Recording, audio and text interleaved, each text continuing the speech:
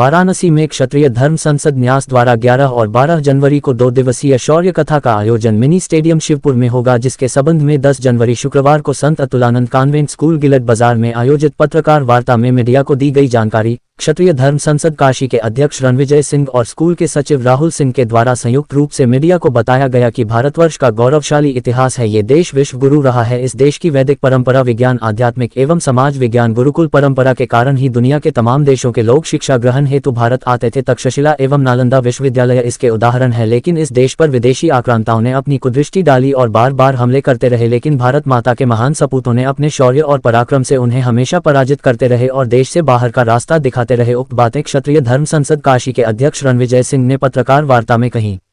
संजय सिंह गौतम ने कहा कि इस ज्ञान परंपरा और सनातन संस्कृति से आगामी पीढ़ी भी परिचित हो सके एवं राष्ट्र के प्रति समर्पण का भाव जाग सके। इसी उद्देश्य के साथ 11 और 12 जनवरी को मिनी स्टेडियम शिवपुर में शौर्य कथा आयोजित है, जिसमें पूज्य कथावाचक आचार्य शांतनु जी महाराज का मार्गदर्शन प्राप्त होगा। शौर्य कथा की आवश्यकता क्यों पड़ी? पत्रकारों के इस प्रश्न पर राहुल सिंह ने बताया कि वामपंथी इतिहासकारों ने इस देश की समृद्धशाली परंपरा, ज्ञान, इतिहास एवं शौर्य को छिपाने एवं दबाने का प्रयास किया, जिसके कारण देश के भविष्य भावी पीढ़ी को शौर्य एवं सत्य से परिचित कराने एवं इस देश की रक्षा हेतु भारत माता के अमर पुत्रों, बलिदानियों को स्मरण कर उन्हें श्रद्धांजलि देने हेतु शौर्य कथा की आवश्यकता पड़ी। पत्रकार वार्ता में डॉक्टर संजय सिंह गौतम, रणविजय सिंह, राहुल सिंह, अरुण कुमार सिंह, दृग्बिंदु मणि सिंह ठाकुर, कुश प्रताप सिंह सहित इत्यादि लोग भी उपस्थित रहे। वाराणसी से संतोष कुमार सिंह की रिपोर्ट। क्षत्रिय धर्म संसद न्यास काशी द्वारा दिनांक 11 और 12 जनवरी को शौर्य कथा का आयोजन शिवपुर मिनी स्टेडियम में किया जा रहा है, 2 दिवसीय।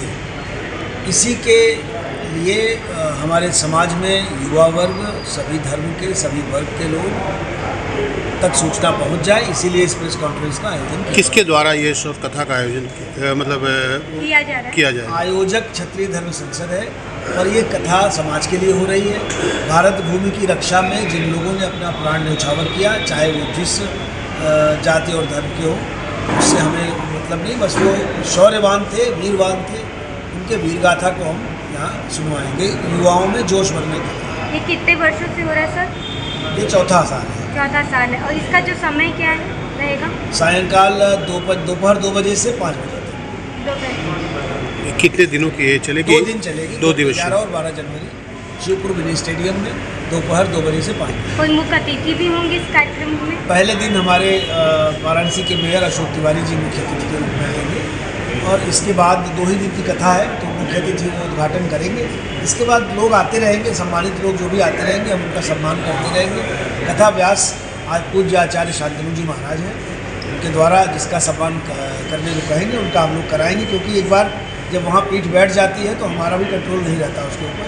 अब जिसके लिए आचार्य जी कहेंगे उसको हम मंच पर बुलाएंगे, कथा। तो क्या इसमें किसी ऐसे विशेष लोगों को जो हमारे देश के लिए समर्पित हुए या देश के लिए उनके परिवार को या उनके लोगों को सम्मानित भी किया जाएगा?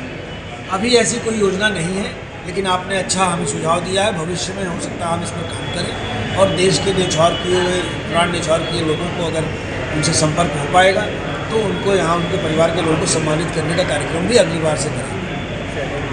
रणविजय सिंह, अध्यक्ष क्षत्रिय धर्म संसद।